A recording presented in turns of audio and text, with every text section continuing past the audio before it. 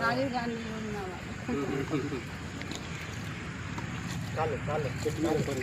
చెట్టు మీద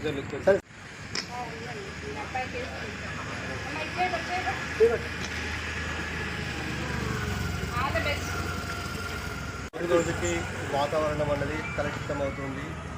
పర్యావరణం అంతా చెడిపోతున్న కాలంలో విశ్వామిత్ర లాంటి విద్యార్థి ఒక చిన్న పిల్లగాడు ముందుకొచ్చి ఇలా ప్రతిదినము ఒక చెట్టును పెట్టడం అందరికీ స్ఫూర్తిదాయకం. మనం కూడా ఈ ఉద్యమంలో పాలుభాగస్తులు కావాలని కోరుకుంటున్నాం.